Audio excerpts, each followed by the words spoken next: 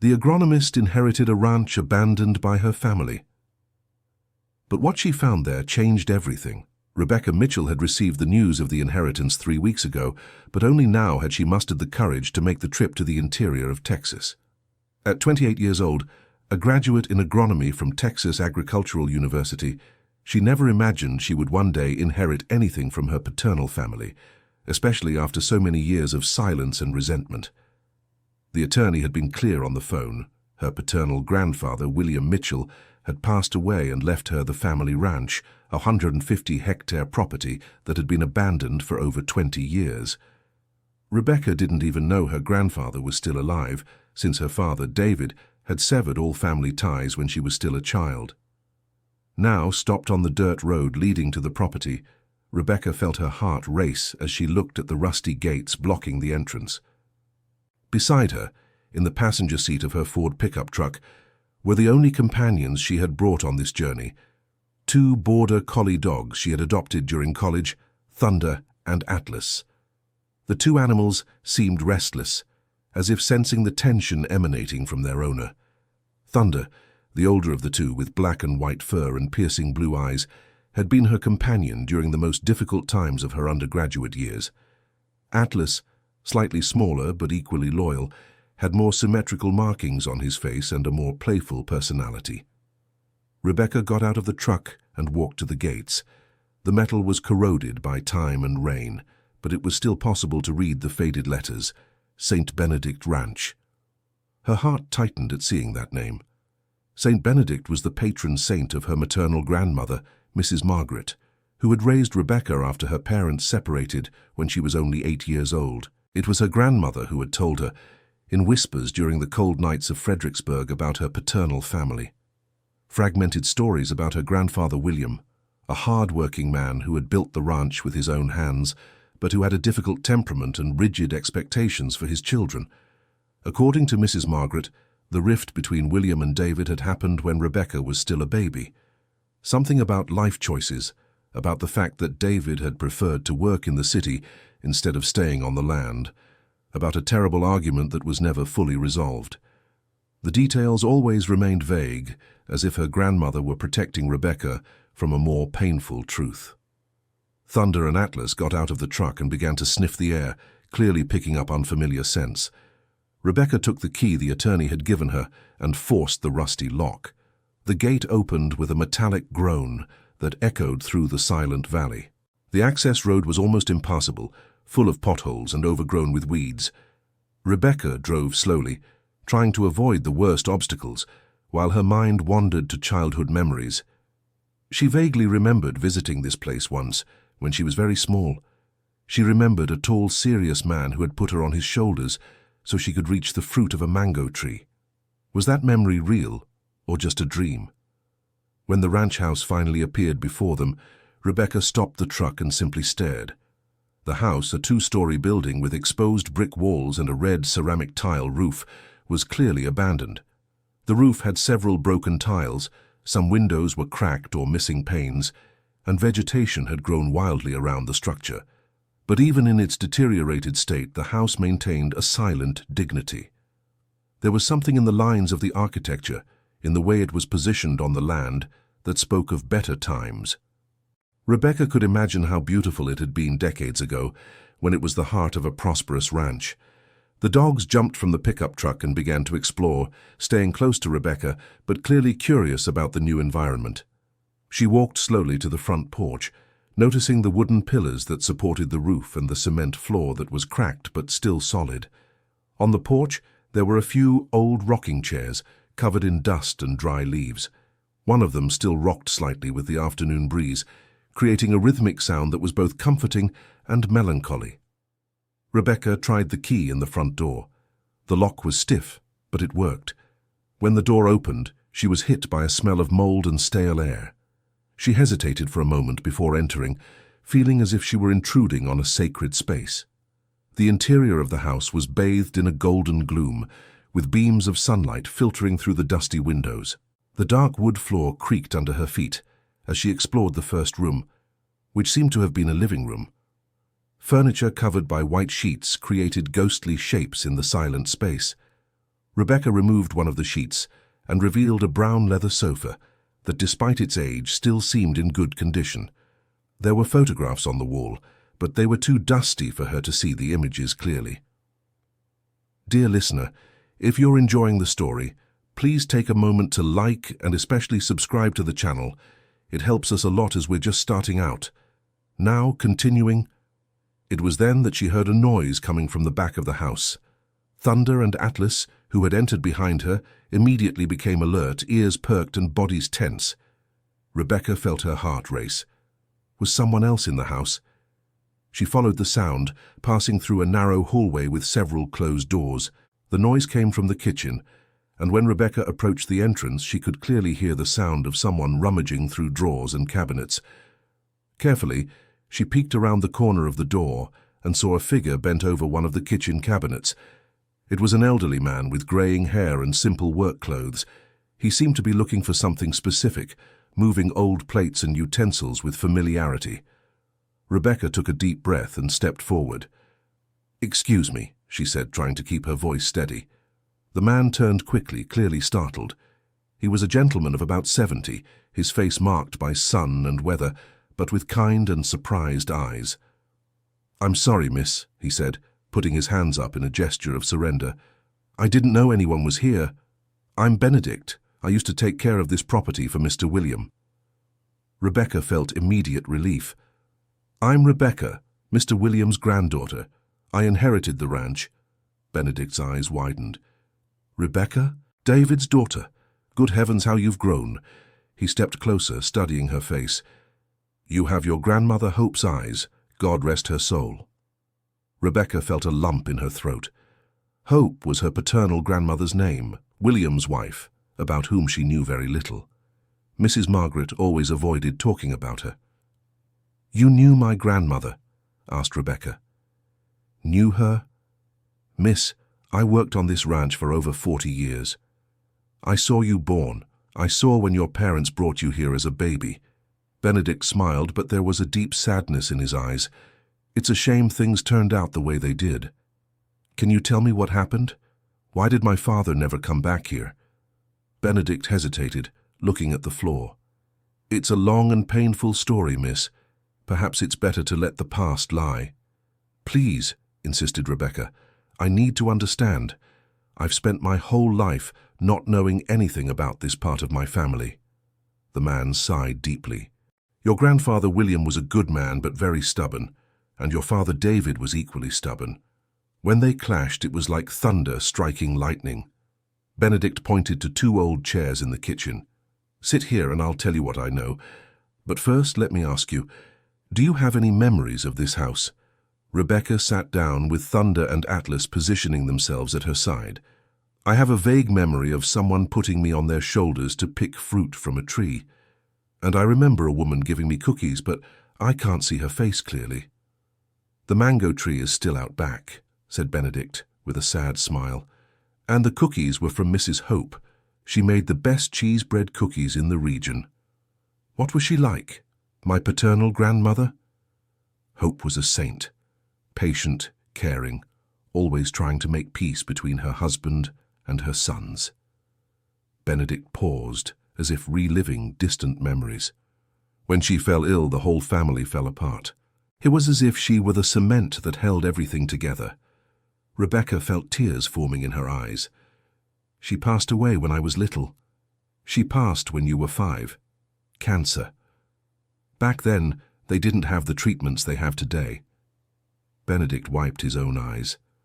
"Your father wanted to take her to Dallas to the best doctors, but your grandfather believed she should stay here, on her own land, being treated by the local doctors. And then they fought. It was much worse than a fight, girl. Your father accused your grandfather of killing his own wife out of stubbornness, and your grandfather accused David of trying to tear his wife away from the only place where she was happy." Benedict shook his head. Both were desperate, trying to do what was best for her, but they couldn't understand each other. Rebecca processed this information in silence. Finally, an explanation for the mystery that had haunted her childhood. "And my grandmother, what did she want?" "What? Hope wanted to stay here. This land, this house, this was her world. She told me several times that she preferred her last months here, even if it meant less time to live. Benedict looked out the kitchen window at the lands stretching to the horizon. But your father couldn't accept that. He saw it as giving up, as resignation. So my father left and never came back. Worse than that. He took you away one night without saying goodbye.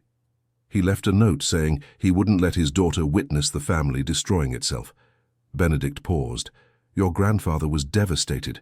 He lost his wife and his son in the same year. Rebecca felt as if a huge weight had been placed on her shoulders. And then? What happened to my grandfather? William was never the same again. He worked this ranch alone for years, always hoping you would return. He kept your rooms exactly as they were, as if waiting for a visit that never came. Benedict stood up and walked to the window. Over time, he lost his strength. I had to convince him to stop with the cattle raising, then with the farming. In the last 5 years, he practically only tended a small garden and a few animals. Rebecca looked around the kitchen, imagining her grandfather there alone, preparing his meals and holding on to memories of a family that had come undone. He never tried to get in touch? He tried many times in the early years, but your father moved constantly, and when William finally managed to locate you, you were already grown and living with your maternal grandmother.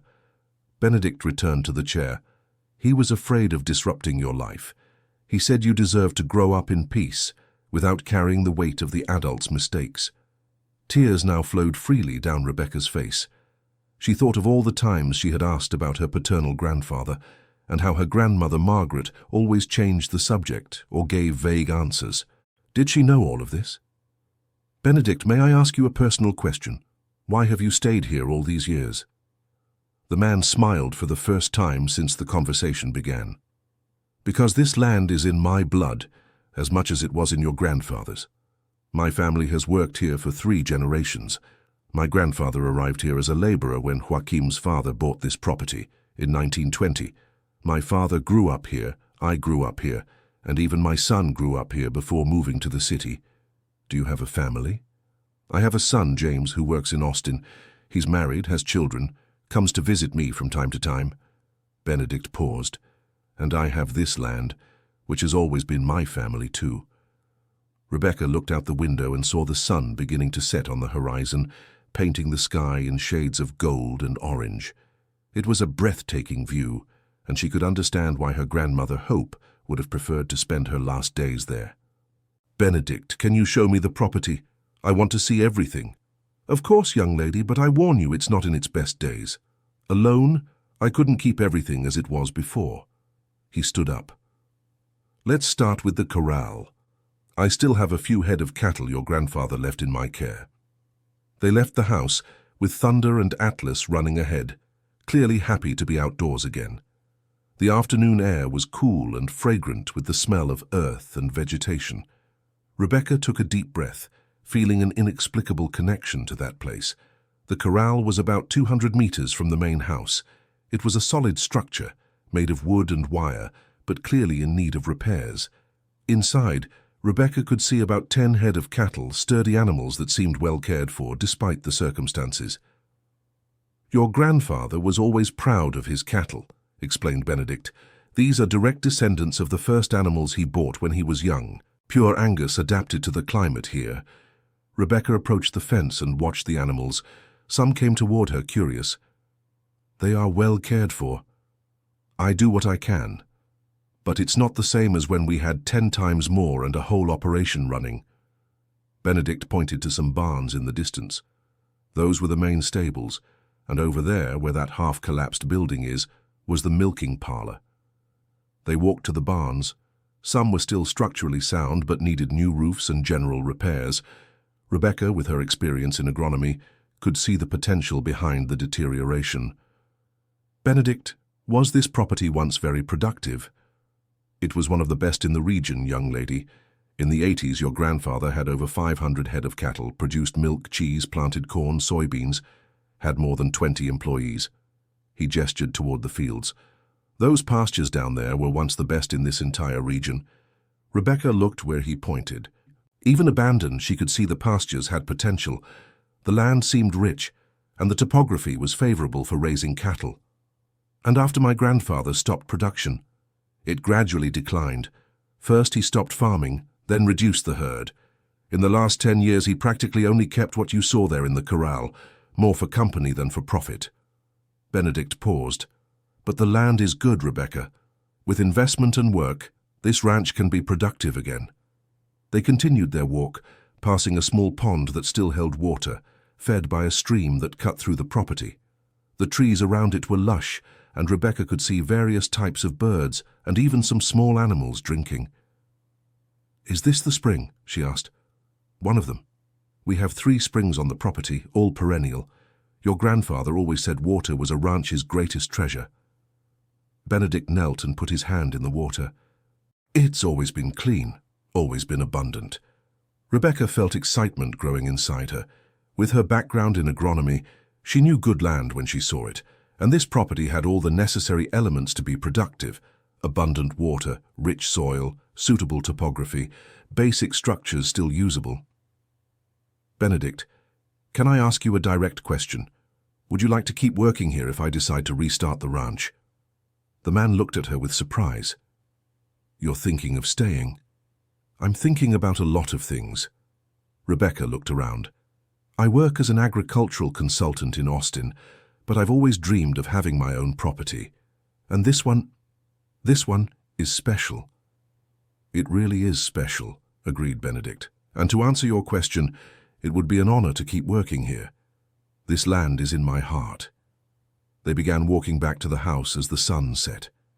Rebecca noticed that Thunder and Atlas seemed completely at ease in the rural setting, running through the fields and investigating every new smell and sound. "Benedict, where do you live now?" "I have a small house about 2 kilometers from here, on the main road. It's simple, but it's mine." He paused. "But if you're really thinking about restarting this ranch, I'd be happy to move back here. There's a worker's house back there that was my home for 30 years. When they got back to the main house, night was already falling. Rebecca turned on her phone's flashlight and they entered the house again. "Is there electricity?" she asked. "There is, but it's been turned off for years. The breaker box is out back.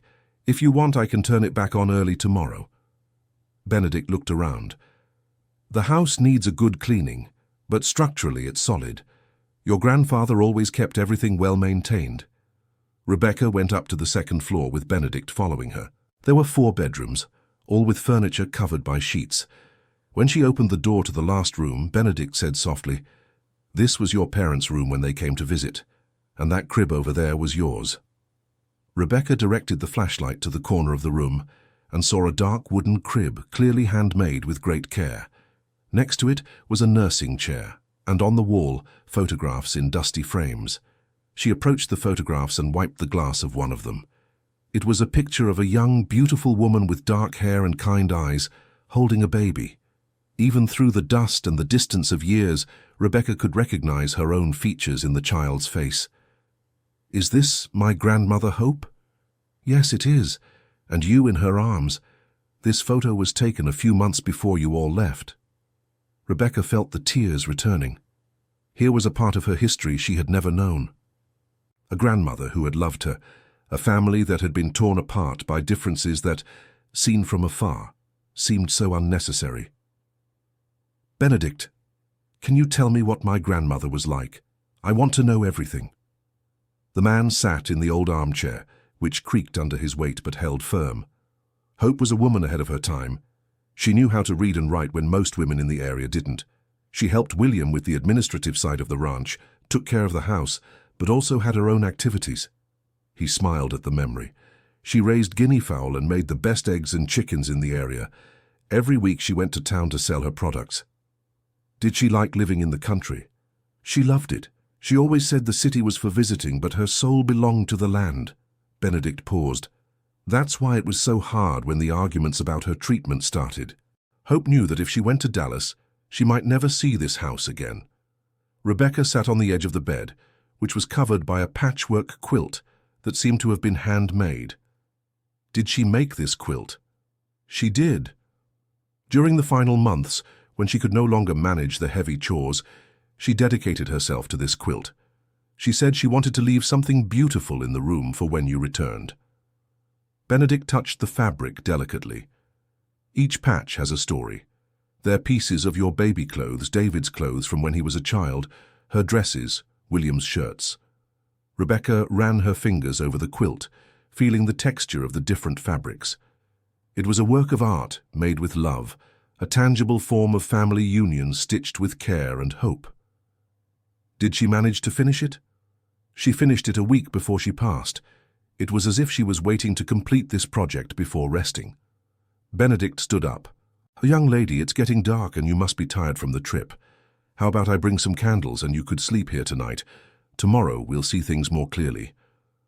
Rebecca looked around the room. The idea of sleeping there, in the place where she had spent her first months of life, was both comforting and emotional. "Do you think it would be appropriate?" "I think your grandmother would be very happy to know you've come home." Benedict headed for the door. "I'll fetch some candles and clean blankets I have at my house. It takes me about 40 minutes to go and come back." After Benedict left, Rebecca went down to get her things from the pickup truck. Thunder and Atlas followed her, clearly not wanting to be away from her in this new environment. She brought her small suitcase and some provisions she had bought in the last town before reaching the ranch. Back in the room, she sat in the armchair where her grandmother had spent her last weeks. The night was quiet, broken only by the sounds of nature, crickets, a distant owl, the wind in the trees. It was a silence different from the city, deeper, and strangely more comforting. Rebecca picked up her phone to check for messages, but there was no signal. For a moment she felt completely disconnected from the outside world, alone with her thoughts and newly discovered memories. Thunder came to lie down beside her, placing his head in her lap. Atlas explored the room, sniffing corners and furniture with canine curiosity. Rebecca stroked Thunder's soft fur and felt an unexpected peace settle over her. When Benedict returned, he brought several candles, matches, clean blankets, and even a small kerosene lamp. "I also brought some food my neighbor Mrs. Louise prepared today, homemade bread, cheese, and dulce de leche." He placed everything on the old dresser, and fresh water from the well. They lit the candles and the lamp, and the room took on a warm, cozy atmosphere. The shadows danced on the walls, creating an almost magical ambiance. "Benedict, before you go, can you tell me about my grandfather's last years? How was he when he passed?" The man sat down again, clearly willing to share more memories. In his last years, William had become a very peaceful man. The harshness of youth had given way to a melancholy gentleness. He lit another candle. He spent his mornings tending a small garden behind the house, where he planted vegetables and herbs. In the afternoons, he liked to sit on the porch and watch the birds. "Did he talk about our family?" "He talked about you almost every day, always wondering how you were, what kind of woman you had become, if you were happy." Benedict smiled sadly. He had a photo of you from your graduation that he obtained somehow. It was his most precious treasure. Rebecca's eyes widened. "A photo from my graduation? How did he get that?" "He never told me exactly, but I suspect he hired someone to try to locate you all. In the last 5 years, he would sometimes receive letters or phone calls that would leave him very emotional." Benedict paused. "I once saw him crying after one of those calls, but when I asked what had happened, he only said that you had grown up beautiful and smart like your grandmother." Rebecca felt a tightness in her chest. Knowing that her grandfather had followed her life from a distance even after so many years of separation was both comforting and deeply sad. "Was he sick when he passed?" "He was tired, girl. Not exactly sick, but tired of living alone, of carrying so much weight in his heart." Benedict wiped his eyes. "In the last month, he talked a lot about wanting to make peace with David, about wanting to meet you as an adult. He said many times that his biggest regrets in life were related to family." "How did he know I graduated in agronomy?" "Oh, he knew a lot about you. He knew where you studied. He knew you work in consulting. He even knew about your dogs." Benedict looked at Thunder and Atlas. "He once told me he was very happy to know you chose a profession connected to the land. He said you had the Mitchell family gene." Rebecca laughed through her tears. And I didn't even know I had a family connected to the land. Yes, you do. 4 generations of Mitchells have worked this land. Your great-grandfather who bought this property, your grandfather who made it prosper, your father who grew up here, and now you who inherited not only the land, but also the knowledge to make it produce again. Benedict got up to leave, but first paused at the bedroom door. Rebecca, can I tell you something your grandfather asked me to say if you ever showed up here?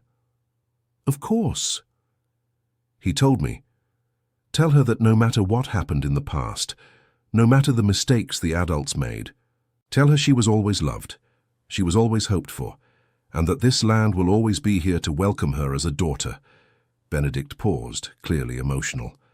And he also told me that, if she wants, this ranch can be the place where the Mitchell family starts over. After Benedict left, Rebecca was alone in the room with her dogs.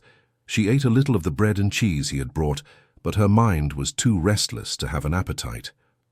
Dear listener, if you are enjoying the story, take a moment to leave a like and especially subscribe to the channel. It helps us a lot as we are just starting out. Now, continuing. She walked to the window and looked at the night landscape.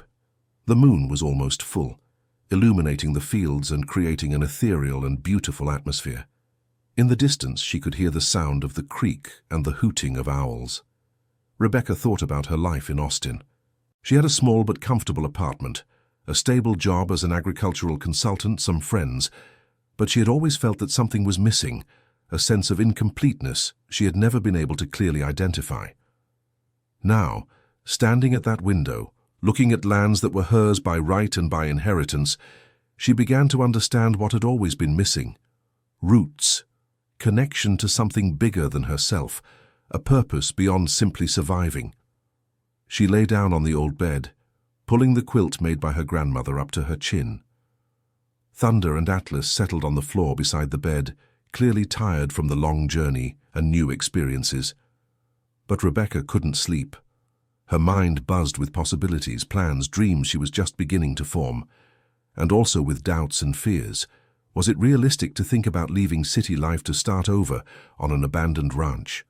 Would she have the necessary skills, not just technical but also emotional and financial?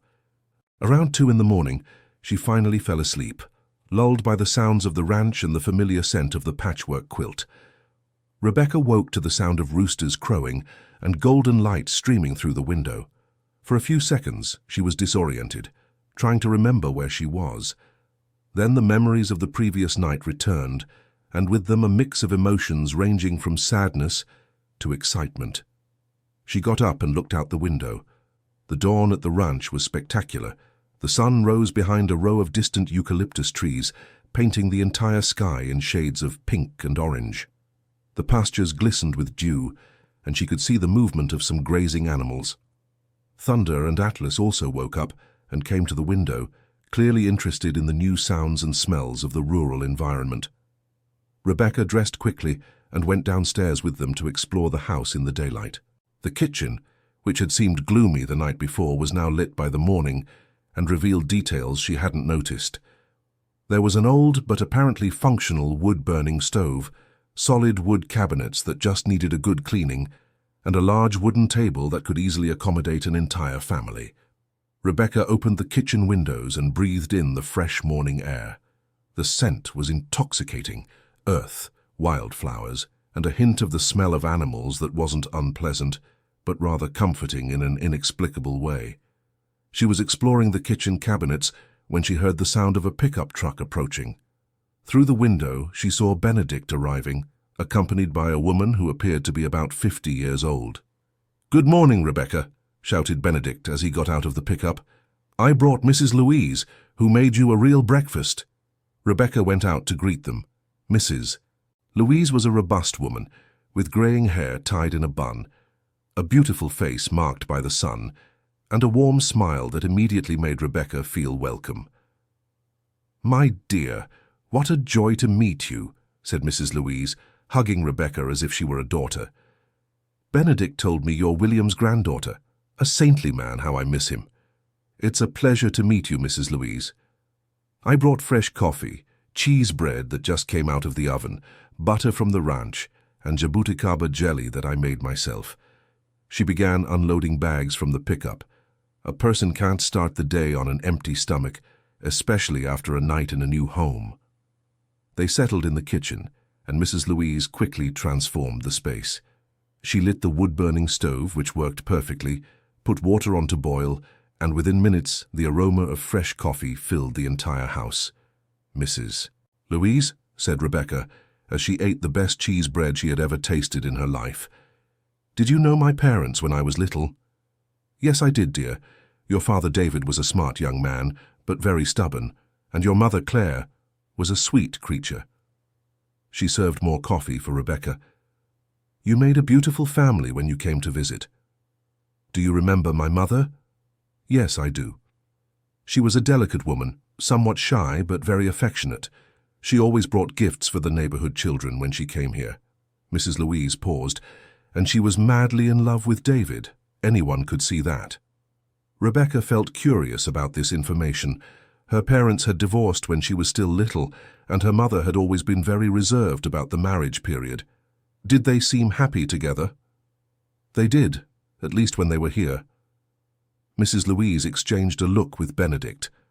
"But I always felt that your mother got a little lost here at the ranch. She was a city girl, not used to this life." "It's true," confirmed Benedict. "Claire was polite and affectionate with everyone, but you could see she got anxious when she had to stay here for too long. I believe that was one of the factors that complicated things between David and William." "How so?" "Well," explained Mrs. Louise, "William always expected David to take over the ranch one day, and David, especially after he married, preferred city life. This created constant tension." Rebecca began to better understand the complexity of the family situation. It hadn't just been a matter of her grandmother Hope's treatment. There were layers of unmet expectations, incompatible lifestyles, and perhaps even different visions for the future. "Benedict," she said, "you mentioned yesterday that this ranch used to be very prosperous. Can you tell me more details about that?" "Of course. In the 70s and 80s, this was one of the model ranches in the region. Your grandfather was one of the first to adopt modern cattle management techniques, implemented pasture rotation systems, built dams for irrigation." Benedict gestured toward the fields. "At our peak, we had over 500 head of dairy cattle, producing nearly 3,000 liters of milk per day." Rebecca's eyes widened. As an agronomist, she knew that was significant production for the standards of the time. "And what happened? Why did production decline?" "Several things," Benedict replied. "First, William got older and had no one to take over the operations. Second, there were some market changes that required large investments he didn't want to make alone. And third, after you all left, he kind of lost the drive to grow." Mrs. Louise added, "Your grandfather always said that a ranch without family is like a body without a soul. He kept up production because he had to, but his heart wasn't in it anymore."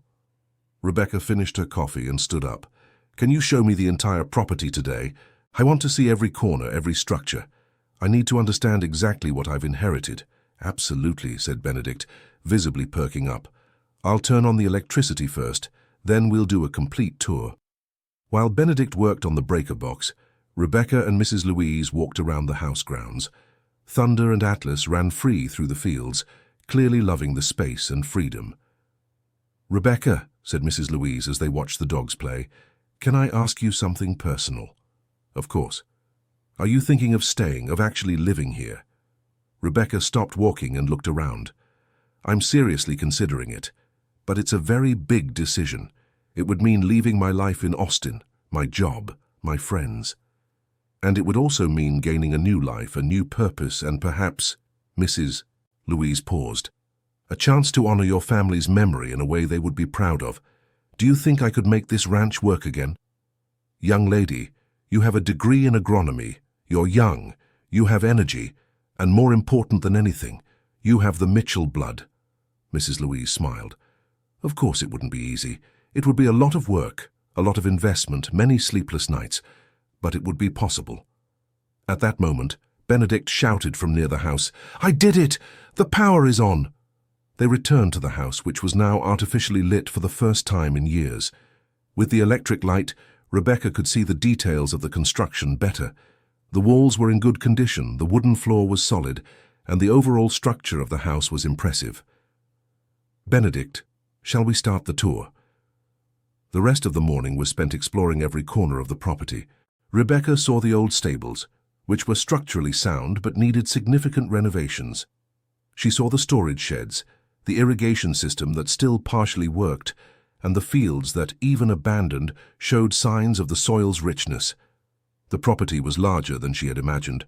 Besides the main 150 hectares, there was a preserved forest area, 3 springs, and even a small waterfall that Rebecca didn't know existed. "This waterfall is beautiful," she exclaimed when they arrived at the spot. "It was one of Mrs. Hope's favorite places," said Benedict. "She used to come here to read, to think, sometimes to cry when things got tough." Rebecca sat on a smooth rock by the waterfall. The sound of running water was hypnotic, and the place had a peaceful energy that made her understand why her grandmother liked to come there. "Benedict," she said, "if I decide to restart this ranch, what would be the first step?" "It depends on what you want to focus on. Dairy cattle, beef cattle, farming, or a combination." He sat on a nearby rock. "It also depends on how much capital you have to invest." Rebecca did some mental calculations. She had some savings, could sell her apartment in Austin, and might get financing for farming operations. It wouldn't be easy, but it was possible. "If I chose to start small with beef cattle, how much would be needed to begin?" "For a basic operation, considering corral repairs, buying some head of cattle, basic machinery, I'd say about 200,000 reais would get you started." Benedict paused. Of course, to get back to the level it was before, it would be much more. Rebecca did more calculations. With the sale of the apartment and her savings, she'd have about 180,000 reais. It would be tight, but possible. "And the market? How is the cattle market in the region?" "It's good," answered Mrs. Louise, who had joined them. "We have meatpacking plants in the region. The price per arroba is stable, and there's always demand for quality cattle." They returned to the house in the late afternoon. Rebecca had seen everything and was impressed with the property's potential, but she was also a little daunted by the magnitude of the challenge. That night, after Benedict and Mrs. Louise had left, Rebecca sat on the house's porch with Thunder and Atlas. The sun was setting again, creating a spectacle of colors in the sky. It was hard to believe that just 24 hours earlier, she didn't even know this place existed. She took her phone and, taking advantage of having caught a little signal, called her grandmother Margaret. "Grandma, it's Rebecca." "Rebecca, dear, where are you? I tried to call you yesterday and couldn't get through." "I'm in rural Texas, Grandma. I need to tell you something important." Rebecca took a deep breath. "Do you remember my paternal grandfather, William?" There was a long pause on the other end of the line. "Rebecca, where exactly are you?" "I'm at the ranch he left me as an inheritance." "Grandma, why did you never tell me about this family?" Another pause, even longer. "Dear, that's a very long and complicated conversation. Can you come back home so we can talk in person?" "Grandma, I need to know now. I found out my grandfather followed my life from a distance all these years. I found out there was a terrible fight in the family when I was little. Why did you never tell me anything?"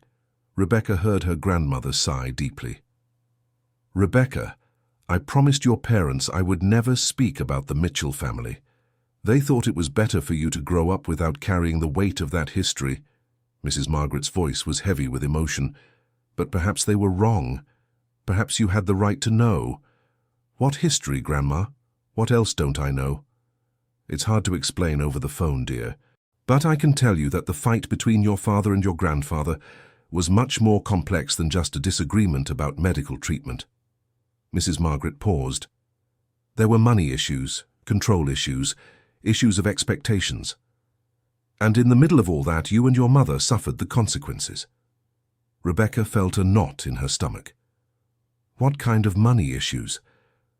"William wanted David to take over the ranch, but he also wanted to maintain control over all decisions.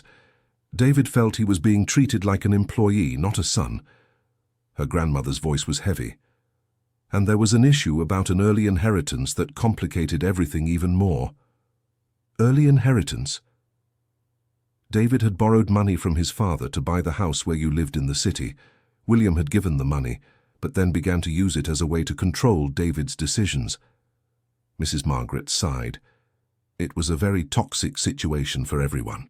Rebecca processed this information. Now the situation became even more complex than she had imagined. And my mother, how did she fit into all this? Your mother suffered greatly, dear. She was caught in a war between two men she loved, each pulling in a different direction. Mrs. Margaret's voice was sad. In the end, she became ill from so much stress. She developed depression, anxiety. That's why their marriage didn't work out. Rebecca felt tears in her eyes. Her mother had passed away when she was 16, a victim of complications from a heart condition that had developed in the last years of her life. Rebecca had always suspected the illness had emotional components, but had never fully understood the origin. Grandma, did my mother ever forgive me for being the cause of so many problems? Rebecca Mitchell, you were never the cause of any problem. Mrs. Margaret's voice was firm. You were the only good thing that came out of all that mess. Your mother adored you, your father adores you, and I'm sure your grandfather William adored you too. But if you hadn't been born, the problems between David and William would still have existed. The issues of control, of expectations, of personality differences. Mrs. Margaret paused. You were just the catalyst that forced those issues to come to light. Rebecca was silent for a few minutes, processing all these revelations. Grandma, does my father know I'm here? I don't know, dear. Have you talked about the inheritance? Not exactly. He mentioned he had inherited something from his father's side, but didn't go into details. Rebecca paused. I need to call him. Rebecca, be careful. Your father carries a lot of emotional weight related to that ranch. For him, that place represents a lot of suffering. Mrs. Margaret paused. But perhaps it also represents an opportunity for healing if you approach the subject with care. After saying goodbye to her grandmother, Rebecca stayed on the porch for another hour, trying to organize all the new information she had received. The family situation had been even more complex than she had imagined. There were no villains or heroes, just people trying to do their best under difficult circumstances. She finally decided to call her father. David lived in Dallas and worked as an engineer for a multinational company. They had maintained a cordial but not very close relationship since her mother's death. Hi, Dad, it's Rebecca. Rebecca, what a surprise. How are you? Dad, I need to tell you where I am now. Rebecca took a deep breath. I'm at your father's ranch, at St. Benedict Ranch. The silence on the other end of the line was deafening. Rebecca could almost feel the tension through the phone. Rebecca, what are you doing there? I received the inheritance, Dad, and I came to see the place. She paused. Why did you never tell me about all this? Because there was nothing to tell. David's voice was tense. That place represents a part of my life I'd rather forget. Dad, I met Benedict. He told me about the fight, about the circumstances. Rebecca tried to keep her voice calm. He also told me how Grandpa William always hoped you would reconcile. Benedict is still there? David's voice softened slightly. Yes, he is. He's taken care of the property all these years, hoping someone from the family would return. Rebecca paused. Dad, he showed me the room where you grew up. It still has your teenage things. David was silent for a long time. Rebecca, that place is complicated. It has a lot of history, a lot of pain. It's not just a pretty ranch in the countryside. His voice was heavy with emotion. It's a place where egos destroyed relationships, where pride prevented reconciliation, where... His voice broke, and Rebecca realized her father was crying. Dad, do you want to talk about this in person? I don't know if I have the strength to go back there. David paused. But maybe it's time to face some ghosts. How about if you came here this weekend? We can talk. You can see the place with adult eyes. Maybe what, Rebecca? Maybe we can heal some wounds that have lasted far too long. Rebecca looked at the moonlit landscape. And maybe we can decide together what to do with this inheritance. David was silent again. Rebecca, Are you thinking about staying there? I'm considering it. It's an incredible property with huge potential. And, she paused, I feel connected to this place in a way I didn't expect. Honey, running a ranch is much harder than it seems. It's heavy physical work, it's 12-hour days. It's dealing with bad weather, with the market, with 1,000 variables. David's voice was worried. And, financially, it's very risky. Dad, I'm an agronomist. I understand the challenges. Rebecca paused. But I also understand the potential. This property was once prosperous. It can be again. With a lot of work and a lot of investment. Yes, with a lot of work and a lot of investment. Rebecca took a deep breath. Dad, will you come this weekend? I promise I won't pressure you about anything. I just want us to see the place together and talk openly for the first time about our family. David sighed deeply. All right, I'll come. But Rebecca, prepare yourself because this conversation will stir up things that have been buried for a very long time. After hanging up the phone, Rebecca sat in the rocking chair on the porch. Thunder and Atlas positioned themselves beside her, as if sensing she needed emotional support. The prospect of her father visiting the ranch was both exciting and frightening. It would be an opportunity to finally fully understand the family history, but it could also open old wounds that might be better left healed. Rebecca looked at the stars, which were much more visible in the country than in the city. There were so many of them, creating a celestial spectacle she rarely stopped to appreciate in Austin. She thought about the decisions she would have to make in the coming days: return to her safe life in the city, or risk everything on an adventure that could completely transform her future. Keep the ranch as an investment or sell it and use the money for other things. Try to rebuild family bridges or accept that some wounds are too deep to heal. There were no easy answers to any of these questions, but for the first time in a long time, Rebecca felt alive in a way she hadn't experienced in years. There was purpose in that place, history, endless possibilities. She fell asleep in the rocking chair, lulled by the sound of crickets and the gentle breeze of the Texas night. Rebecca woke in the early morning feeling cold and moved inside the house. The rest of the night passed quickly, and she woke again to the sound of roosters and the golden light of dawn. This would be her third day at the ranch, and she could feel something changing inside her. The city anxiety was being replaced by a sense of peace she hadn't experienced in years.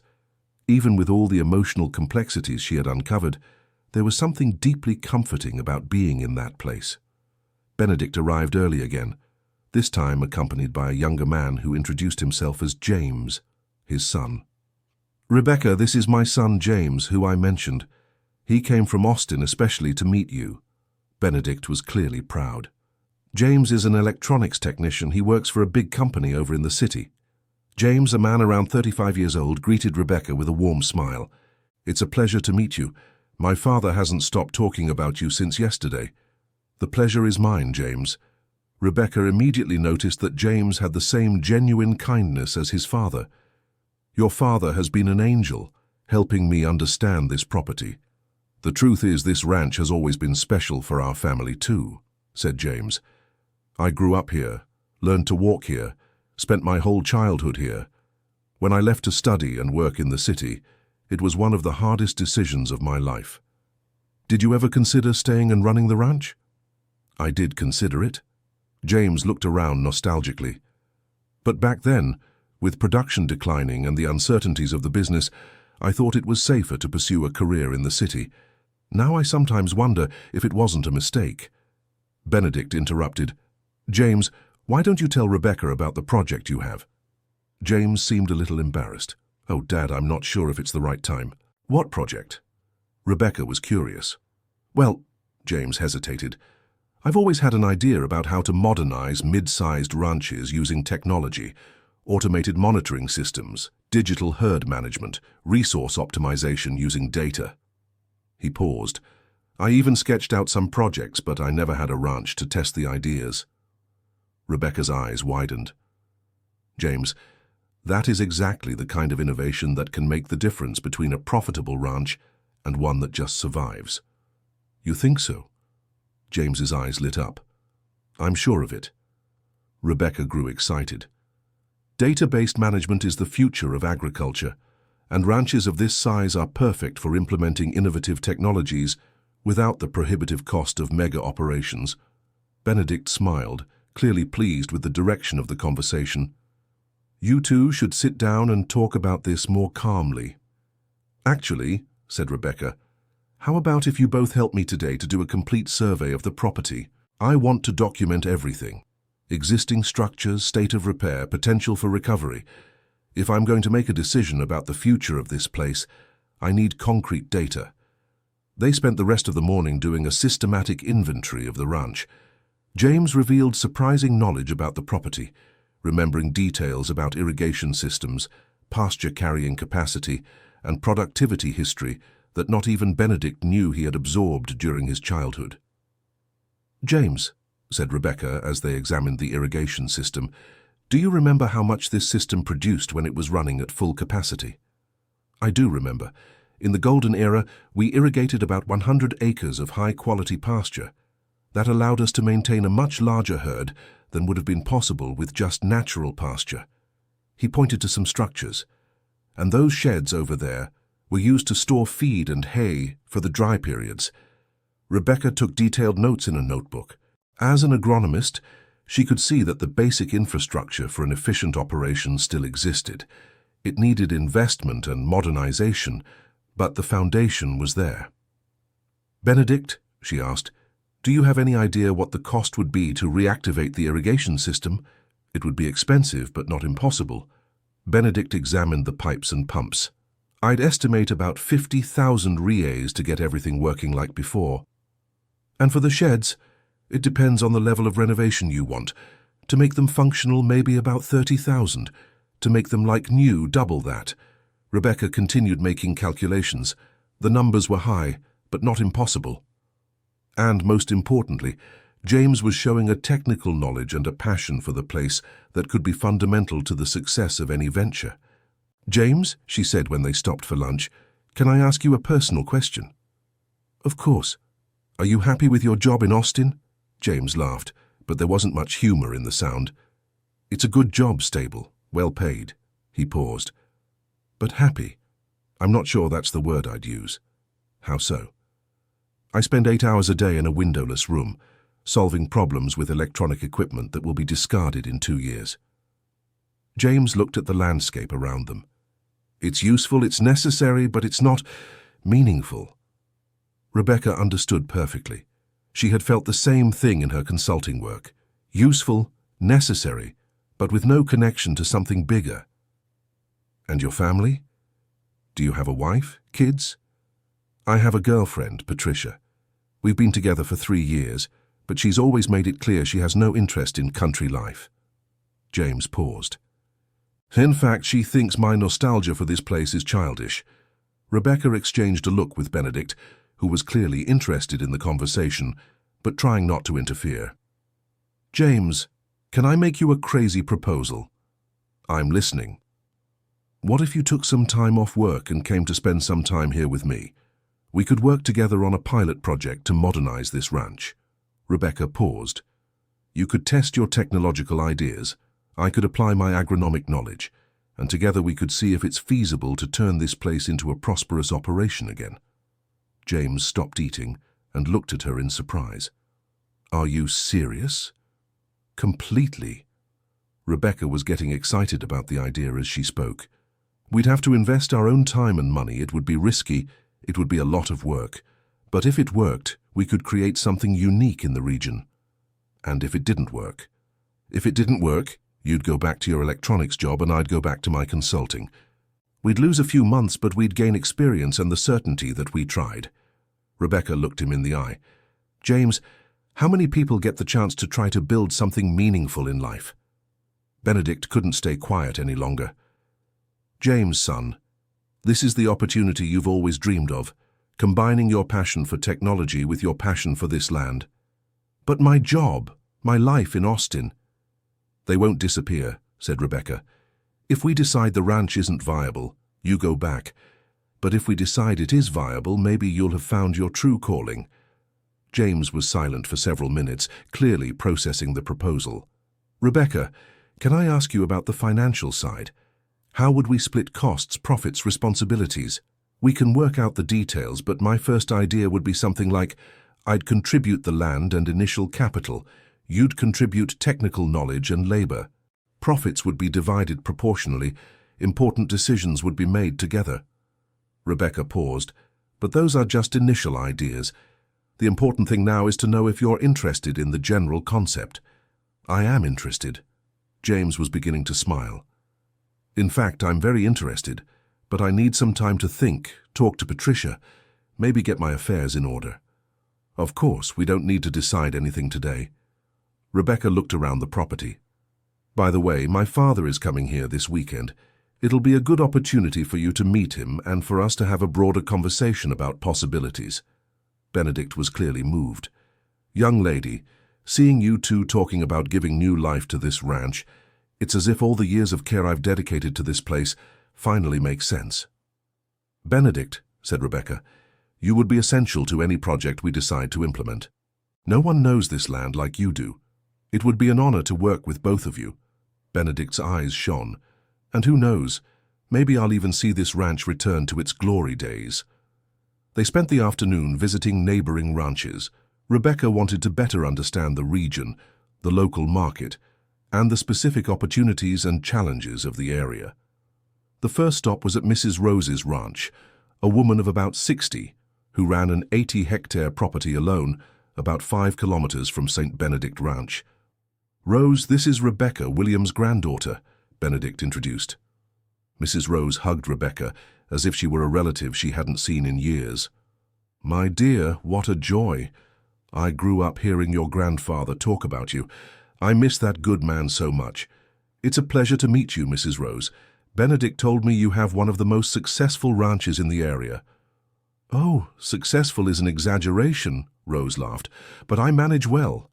I work with dairy cattle, produce artisanal cheeses, sell everything locally. It's a simple life, but it allows one to live with dignity. Rebecca was impressed with Mrs. Rose's operation. It was small but extremely efficient and well organized. She had about 30 dairy cows, produced about 200 liters of milk per day, and turned part of that milk into cheeses that sold quickly in local markets. Mrs. Rose, may I ask how you manage to keep everything running by yourself? I'm not completely alone. I have 2 part-time employees, a young man who helps with the cattle in the morning and a woman who helps with cheese production.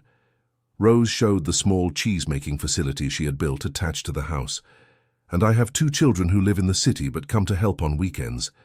Have you always worked with dairy cattle?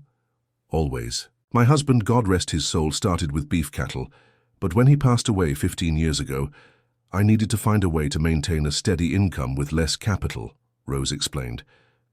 Dairy cattle require work every day, but they also provide income every day. James asked several technical questions about the operation, and Rebecca could see he was absorbing valuable information about a business model that could be adapted for St. Benedict Ranch. The second stop was at Mr. John Patrick's ranch, a man of about 45 who had recently modernized his beef cattle operation. John Patrick is one of the few ranchers in the area who has invested heavily in technology, Benedict explained on the way. Indeed, John Patrick's ranch was impressive. He had automated feeding systems, identification chips in all the animals, and even drones for pasture monitoring. John Patrick, asked Rebecca, how much did you invest to reach this level of modernization? Over the last 5 years, I've invested about 800,000 reais. He showed the central control system. It seems like a lot, but the return has been excellent. Increased productivity, reduced operational costs, better health control. James was fascinated by the technology. This monitoring system is exactly the kind of thing I'd like to implement. Technology is important, agreed John Patrick, but it doesn't solve everything. You still need to understand cattle, you still need to understand pasture, you still need to be a good manager. Technology only amplifies what you already know how to do. And the market? Asked Rebecca. How are prices demand? The regional market is good. We have meat packing plants in the area that buy quality cattle at fair prices. John Patrick paused. And there's a growing movement of consumers who prefer meat from smaller, more sustainable ranches. It's a niche that could be interesting for someone starting out. On the way back to St. Benedict Ranch, the three discussed what they had learned during their visits. "What impressed me the most," said Rebecca, "is that both Mrs. Rose and John Patrick found ways to be successful on different scales. One model is more artisanal and family-oriented, the other more technological and commercial.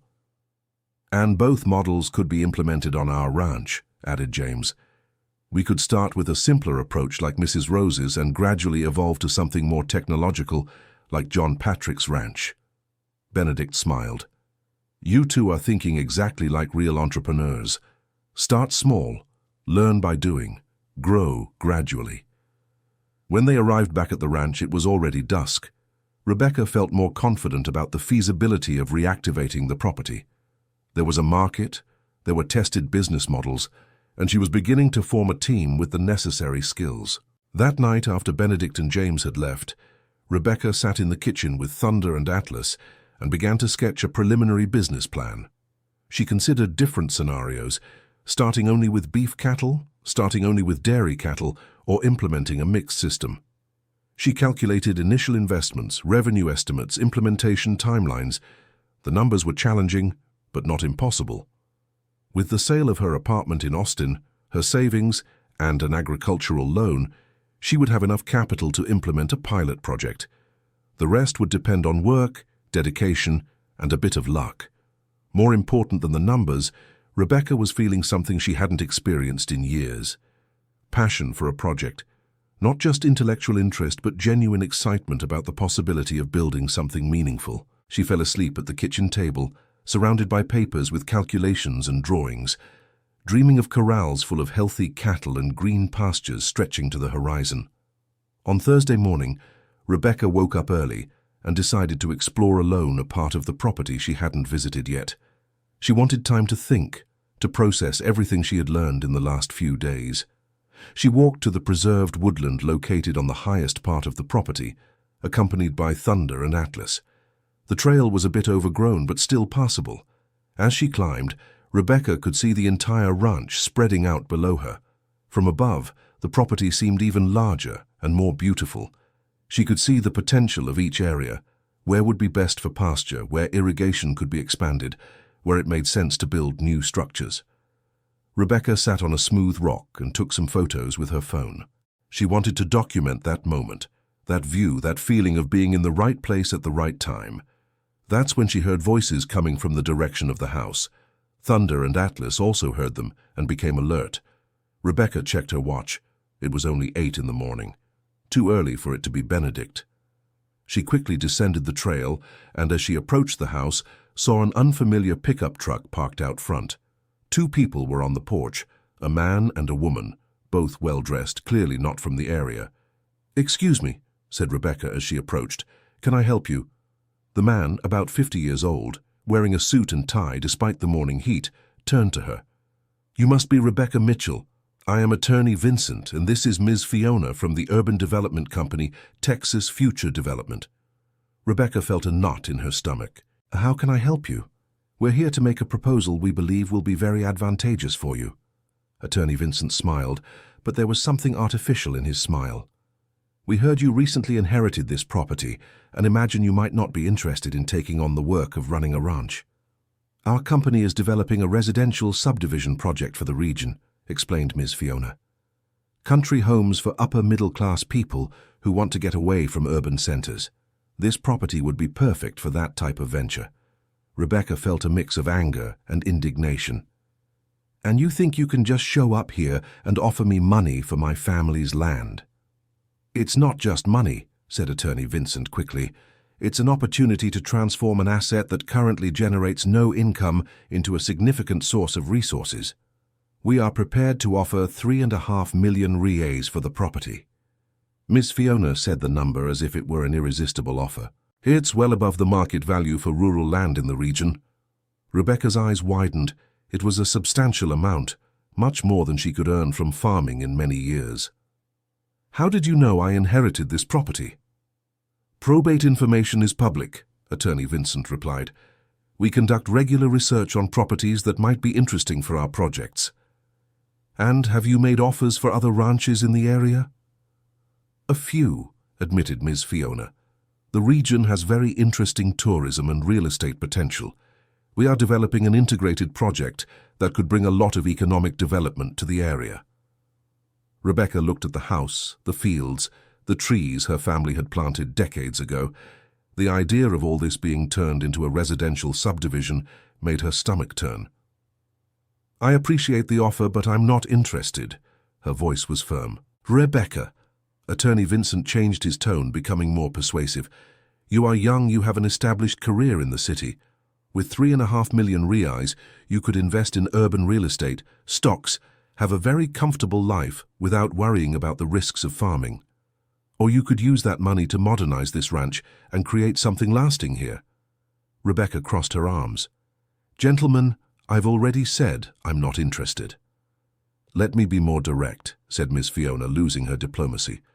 Farming is a difficult business, especially for people with no practical experience.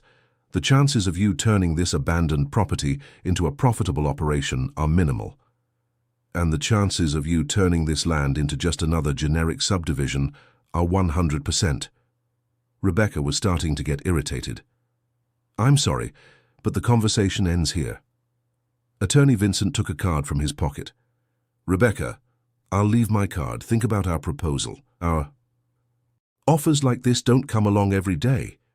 And if you change your mind in the coming months, our offer still stands, added Miss Fiona. In fact, depending on the progress of our project, the value could even increase. After they left, Rebecca sat on the porch trying to process what had happened. 3.5 million reais was a lot of money, enough to buy an excellent apartment in Austin, invest the rest, and live comfortably for the rest of her life. But the idea of selling the ranch to real estate speculators made something inside her rebel. This wasn't just land. It was history. It was legacy. It was the last chance to honor the memory of a family that had worked for decades to build something meaningful. When Benedict arrived an hour later, Rebecca told him about the lawyer's visit. Those vultures are already circling, he said with disgust. They showed up at Mrs. Rose's ranch last week with a similar proposal. And her? Was she interested? Rose? Never, Benedict laughed. She said they could offer all the gold in the world and she wouldn't sell the land where she was born and raised her children. Benedict, 3.5 million is a lot of money. Rebecca looked at him honestly. Am I being naive by refusing? Rebecca, can I tell you something your grandfather told me many times? Benedict sat beside her on the porch. He used to say that land isn't just a financial asset. Land is where you build roots, where you leave a legacy, where you connect with something bigger than yourself. But what if I fail? What if I invest everything I have and can't make the ranch work? What if you succeed? Benedict smiled. What if in 5 years you're here with a thriving operation, employing people from the region, producing food, caring for the land sustainably? What would that be worth? Rebecca fell silent, watching Thunder and Atlas playing in the yard. Benedict, my father is coming tomorrow. It will be a very important conversation to decide the future of this place. Your father is a good man, Rebecca, stubborn, but with a good heart. Benedict paused, and maybe it's time for him to make peace with this place too. Dear listener, if you're enjoying the story, please take a moment to like and especially subscribe to the channel. It really helps us who are just starting out, now continuing. That afternoon, Rebecca decided to prepare the house for her father's visit. She cleaned the room where he had slept as a child, organized some photographs she had found in drawers, and even prepared a simple dinner with ingredients Benedict had brought from town. James appeared in the late afternoon with a surprise. He had taken a week off work and decided to stay at the ranch to help Rebecca with the preparations for her father's visit and to work on the preliminary modernization plans. I talked to Patricia about your proposal, he said as they tidied the main room. She wasn't very enthusiastic. And you, how do you feel about it? Honestly, I'm more excited about the possibility of working on this project than I have been about anything in years. James paused in his tidying. Patricia is a wonderful person, but I think we want different things from life. Rebecca understood the complexity of the situation, Following dreams sometimes meant leaving other things behind, and those choices weren't always easy. James, you don't have to make definitive decisions now. Let's work together this week, see how we work together as a team, and then you can decide calmly. I agree, James smiled. But can I tell you something? I woke up today excited to come to work. I haven't felt that in a long time. They spent the rest of the afternoon organizing property documents, creating priority lists for renovations, and sketching preliminary timelines. Rebecca was impressed with James's organizational skills and his attention to detail. James, where did you learn so much about project management? At the company where I work, I manage technical teams, coordinate installations, work with schedules and budgets. He paused. It's kind of ironic. I have these skills because I work in an environment that doesn't fulfill me, but now I can apply them to a project that really interests me. That night, they dined in the ranch kitchen while planning how to present the project to David the next day. What do you think your father's reaction will be? Asked James. I'm not sure. He has a lot of emotional conflict with this place. Rebecca paused. But I think he also has a lot of love for it, which he never properly processed. And about the real estate speculator's offer? I'll tell him, of course. He needs to know we have options. Rebecca sighed. But I hope I can show him that we have better options than simply selling for subdivision. They went to bed early, knowing the next day would be crucial for the future of St. Benedict Ranch. On Friday morning, Rebecca woke with a mix of anxiety and anticipation. Her father would arrive around noon, and it would be the first time he set foot on that property in over 20 years. Benedict arrived early, accompanied by Mrs. Louise, who wanted to prepare a special lunch for the occasion. Rebecca, dear, said Mrs. Louise while organizing ingredients in the kitchen, your father always loved my chicken in brown gravy. I'll prepare that for him along with baked rice and sautéed okra. Mrs. Louise, do you remember what my father was like when he was young? Yes, I do. David was a smart, inquisitive boy, always asking questions about how things worked. She began preparing the chicken. But he was also sensitive. He suffered when he saw conflict, always trying to please everyone. It seems that trait hasn't changed much, commented Rebecca. James spent the morning checking the house's electrical and plumbing systems, wanting to ensure everything would work perfectly during the visit. His attention to detail impressed Rebecca again. James, are you sure you work with electronics and not engineering design? Actually, he said while checking the water pressure, I've always been interested in engineering. Electronics was what I managed to study at the time, but I've always liked understanding how complex systems work. At 11:30, Rebecca heard the sound of a car approaching. Her heart raced when she recognized her father's silver Ford Fusion. David Mitchell got out of the car slowly, looking around with a mixture of nostalgia and apprehension. At 52, he was a tall, slender man, with graying hair and gentle eyes that Rebecca had inherited. He wore casual but elegant clothes, jeans and a blue polo shirt. Dad! Rebecca ran to hug him. David hugged her tightly, but Rebecca could feel the tension in his muscles. He was clearly emotional and nervous. Rebecca, my daughter, how are you? His voice was slightly trembling. I'm well, Dad, very well. She led him to the porch. I want to introduce you to some very special people. Benedict approached respectfully. David looked at him for a few seconds and then his face lit up. Benedict, my God, how are you? David hugged the older man with genuine affection. David, my boy, how you've grown, how you've changed. Benedict was visibly moved. What a joy to see you here again. And this is James, Benedict's son. Rebecca introduced James, who greeted David politely. And this is Mrs. Louise, who prepared a special lunch for you. Louise, David smiled for the first time since arriving. Do you still make that chicken in brown gravy? Yes, I do, David, and it's on the stove waiting for you. Mrs. Louise hugged him maternally. It's so good to have you back home. David fell silent for a moment, looking at the house, the fields, the trees he had climbed as a child. It's very much the same, he said finally. Some things needing repair, but it's very much the same. Dad, would you like to come in and see the house? Rebecca asked gently. David hesitated, but nodded yes. They entered together, with Rebecca watching her father's reactions closely. In the living room, David stopped in front of some photographs on the wall. One showed him, about 10 years old, on horseback next to William. "I remember this photo," he said softly. "It was on my 10th birthday. Daddy gave me that horse, Thunder, as a present." "What happened to Thunder?" asked Rebecca. "He lived here on the ranch until he died of old age, about 15 years later." David touched the glass of the photograph delicately. "He was a wonderful animal." They went up to the second floor, and David paused at the door to what had been his bedroom.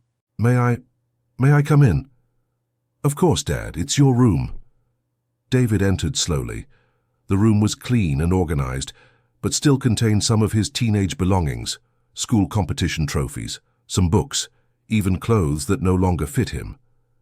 "Dad kept everything exactly as it was when you left," said Benedict softly. David sat on the bed and picked up one of the books from the shelf. It was an agriculture manual he had studied in high school. "I dreamed of modernizing this ranch," he said, almost whispering. "I wanted to implement new techniques, technology, make this place an example for the region." "And what changed?" asked Rebecca, sitting beside him. "Life happened. Things got complicated." David sighed deeply. "And I was young, impatient. I wanted to do everything my way, on my own time." "And Grandpa?" "Dad also wanted what was best for the ranch, but he had his own ideas about how things should be done." David looked out the window. "Neither of us knew how to reconcile different visions without fighting." Rebecca decided it was time to be direct. "Dad, I want to reactivate this ranch." David turned to her in surprise. "Rebecca, do you have any idea what you're talking about?" "Yes, I do. I've spent the last few days studying the property, visiting neighboring ranches, running calculations." Rebecca stood up. "And I wouldn't be alone. James has technical knowledge that could be key to modernizing the operation." "James?" David looked at the young man. "Do you work in agriculture?" "I work in technology, Mr. David, but I've always been interested in applying technological solutions to agriculture." James explained his ideas about automated monitoring and digital management. David listened attentively, asking technical questions that showed he hadn't forgotten everything about ranching. "These are interesting ideas," he admitted. "But do you have any idea of the financial risks involved?"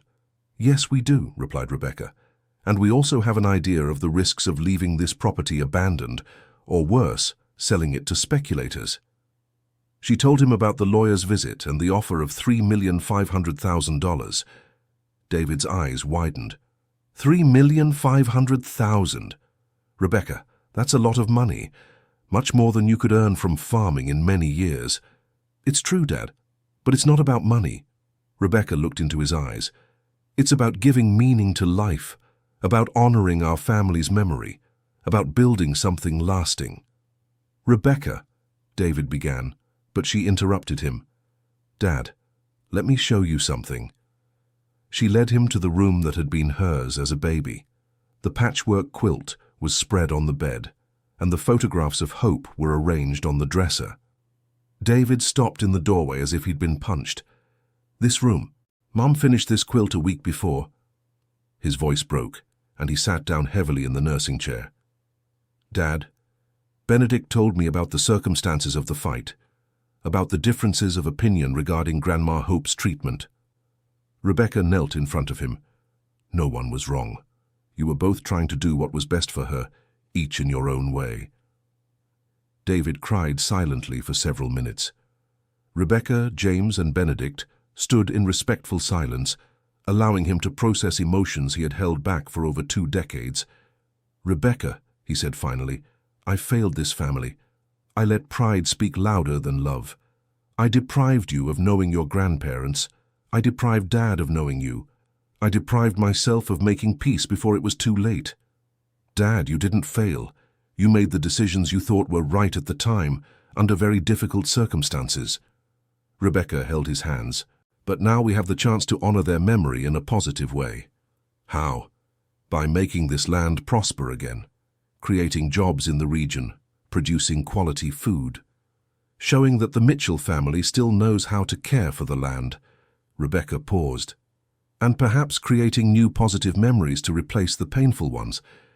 David was silent for a long time, looking out the window at the fields stretching to the horizon. Do you have a concrete business plan? Rebecca and James exchanged a hopeful glance. We have a preliminary outline. Rebecca picked up the papers she had prepared. Would you like to see it? They went down to the living room, where Rebecca and James presented their ideas in detail. David asked many questions, some difficult, but Rebecca could see he was genuinely interested. The timeline is realistic, he admitted after studying the documents. And you've clearly thought about the main risks and challenges. Dad, what's your honest opinion? Asked Rebecca. David sighed deeply. My honest opinion is that you're proposing something very difficult, which will require a lot of sacrifice, a lot of work, and has a real chance of not succeeding. He paused. And also that you're proposing something meaningful, which could positively transform the lives of many people, and would be a beautiful way to honor the memory of our ancestors. So I think you deserve to try. David smiled for the first time since he had arrived. And I think I would like to help. Rebecca's eyes widened. How so? I have some savings, I have project management experience, and... David looked around. I have an emotional debt to this place that I'd like to start repaying. Dad, you don't owe this place any debt. Yes, I do, Rebecca. I let personal conflicts prevent this land from continuing to produce. I let Benedict take care of all this alone for years. David stood up. It's time to take responsibility. Mrs. Louise, who had discreetly stayed in the kitchen during the entire conversation, appeared at the living room door. Sorry to interrupt, but lunch is ready, and important conversations always get better after a plate of well-made food. Lunch was an informal celebration. David ate heartily, repeatedly praising Mrs. Louise's cooking and asking questions about everyone's life. Benedict, he said while serving more chicken, I never properly thanked you for taking care of this place all these years. David, I didn't take care of this place out of obligation. I took care of it out of love. Benedict smiled. And now I'm seeing that every day of work was worth it. James, said David, your ideas about technology applied to agriculture are very interesting. Have you ever thought about formalizing that academically? Maybe a specialization course or even a graduate degree? I have thought about it, Mr. David. In fact, I've always wanted to study more about rural management. James paused. If this project succeeds, it would be an excellent opportunity to apply theoretical knowledge in practice. After lunch, David asked for a complete tour of the property. They visited every structure, every pasture, every corner of the ranch. Rebecca noticed her father gradually relaxing, as if making peace with the place. This dam was here when I was a child, he said when they reached the pond. I spent hours fishing here on weekends. Are there still fish? Asked James. Let's see, said David, picking up a branch and improvising a fishing rod with a piece of string he found in his pocket. To everyone's surprise, in less than 10 minutes, he had caught a respectably sized catfish. The pond is still healthy, he said with satisfaction.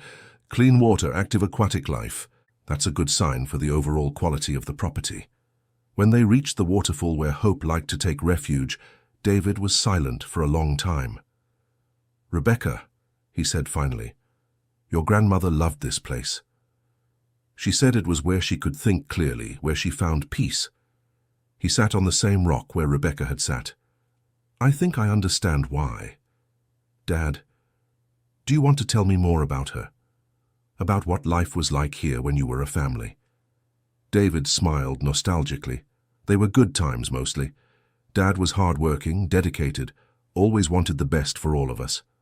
Mom was the heart of the house, always reconciling differences, always finding ways to make everyone happy. He paused. And you were everyone's joy. Dad said you were born to be a rancher. How so?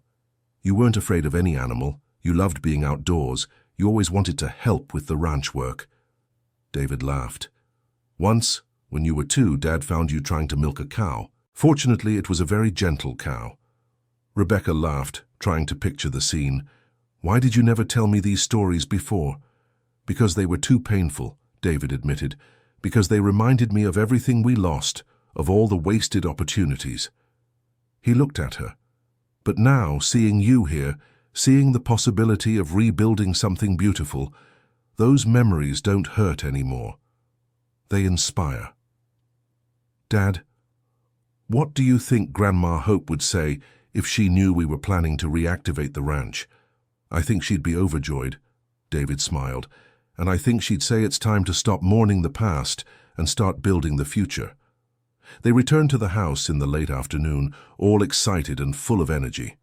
The atmosphere had completely changed since David's arrival. What had started as a tense meeting had turned into genuine family collaboration.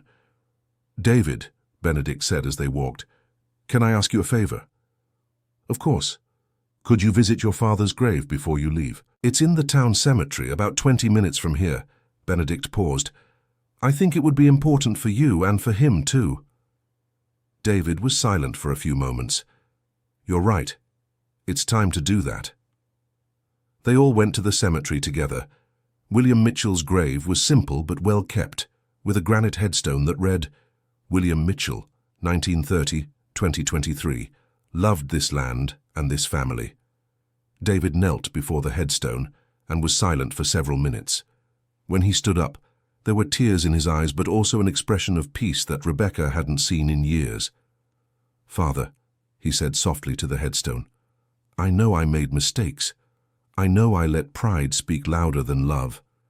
But your granddaughter is here now, and she's going to make this land prosper again. She will honor your legacy in a way I couldn't." He paused. "And I'm going to help her. I promise." On the way back to the ranch, David was visibly lighter.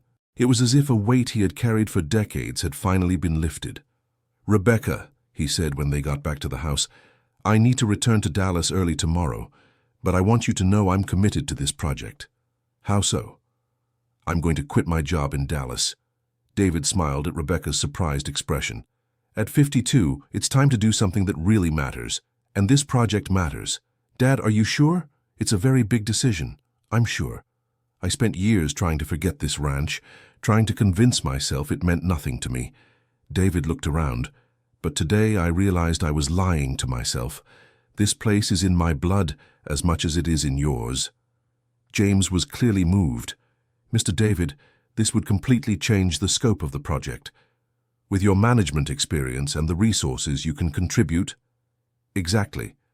We could implement the project faster, with more resources, more securely." David paused.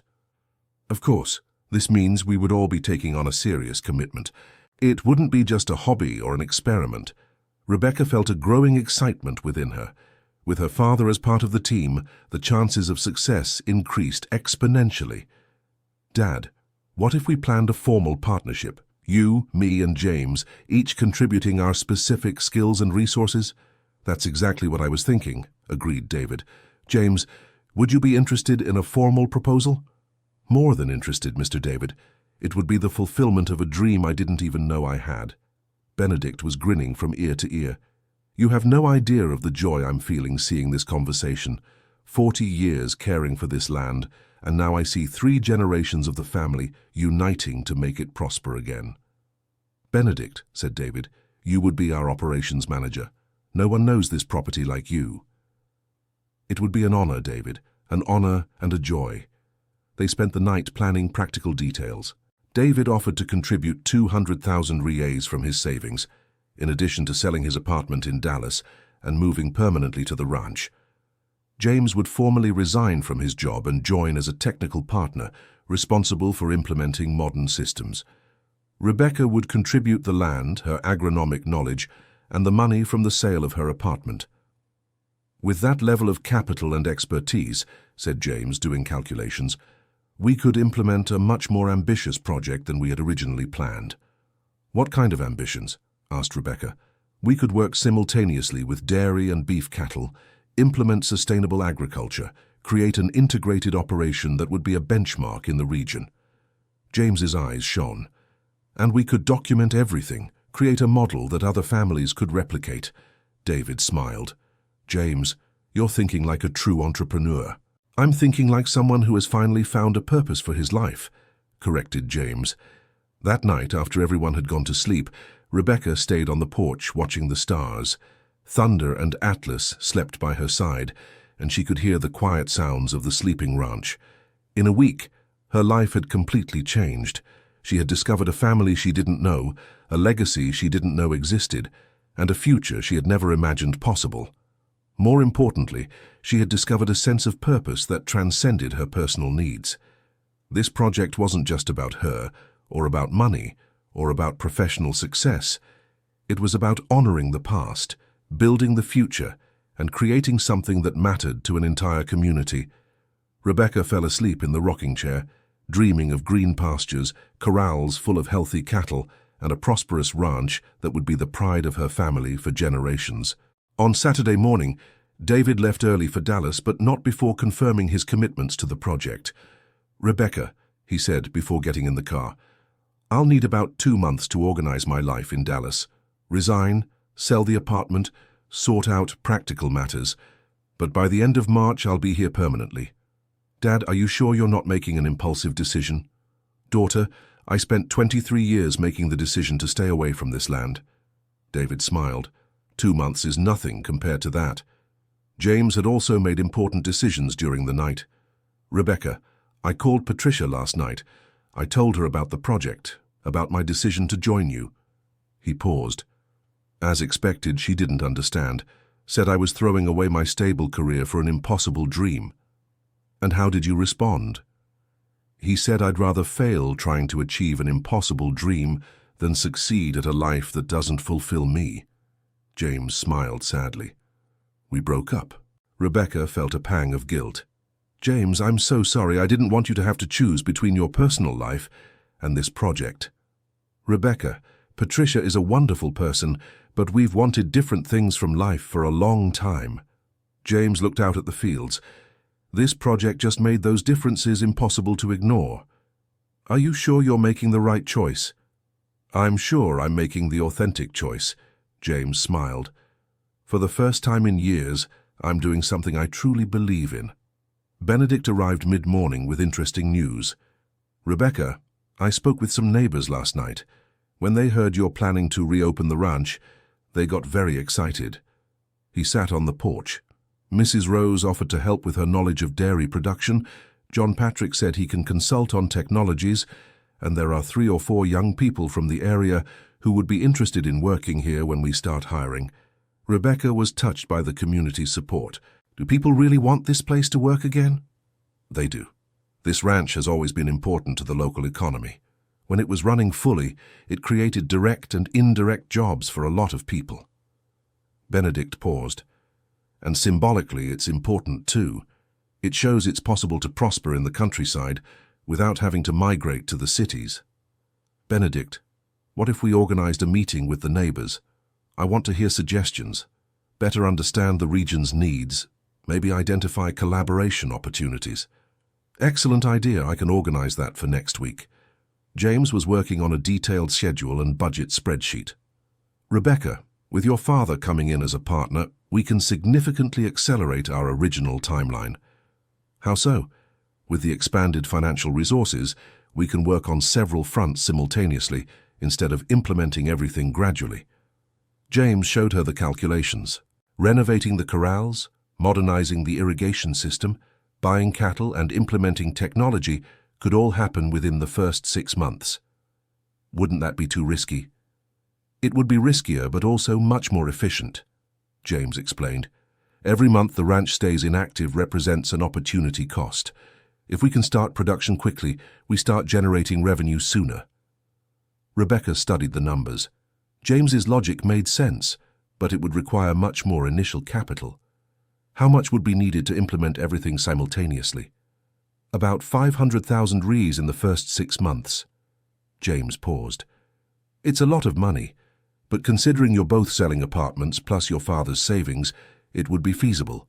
And the return, if all goes well, we'd start seeing significant revenue from the 7th month, break even in the 2nd year, consistent profit from the 3rd year." James showed the projections. "Of course, that's assuming we don't have major problems with the market, weather or other variables." Rebecca was impressed with the quality of James's analysis. He was revealing management skills that went far beyond what she had initially expected. "James, where did you learn to do such detailed financial analysis?" "At the company where I work. I'm responsible for project budgets that sometimes reach millions of reais." He smiled. "I developed these skills out of necessity, but I never imagined I'd apply them to something I was truly passionate about." That afternoon, Rebecca decided to take a walk alone around the property. She wished she had time to process everything that had happened in the last week and make a final decision about her future. She walked to the highest point of the property, where she could see the entire expanse of land. From there, she could visualize what the ranch would look like running at full capacity. Organized pens with healthy cattle, green and well-managed pastures, irrigation systems working, people working with purpose. It was a beautiful vision, but also a frightening one. It represented a complete change in her life, a total investment of her financial and emotional resources, a commitment to something much bigger than herself. Rebecca thought about her life in Austin. It was comfortable, predictable, safe. She had her apartment, her job, her established routine. It wasn't a bad life, but it also wasn't a life that inspired her. Now she had the opportunity to build something meaningful, to honor the memory of a family she barely knew, to create jobs and wealth for an entire rural community. But she also had the possibility of failing spectacularly, losing all her resources, and finding herself forced to start over from scratch at 28. Thunder and Atlas approached, sensing she needed company. Rebecca petted both dogs, remembering how they had immediately adapted to rural life. It was as if they already knew they belonged to that place. "What do you think, boys?" she asked. "Do we stay or go back to the city?" Thunder put his head in her lap and looked at her with those intelligent blue eyes, as if saying the decision was hers, but he would be happy anywhere she was. Rebecca smiled and made her decision.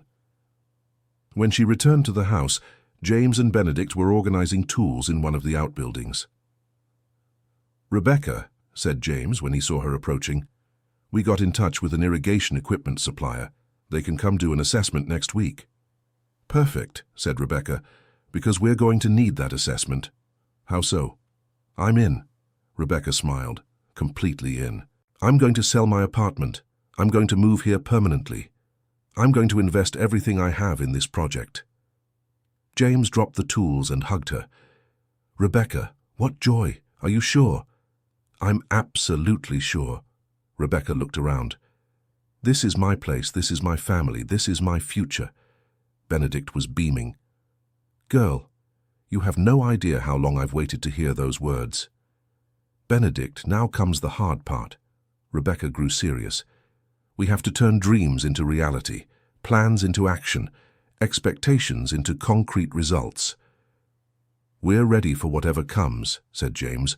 "All of us." That night, they had a small celebration in the ranch kitchen. Mrs. Louise had prepared a special dinner, and they toasted with homemade wine to the new partnership being formed.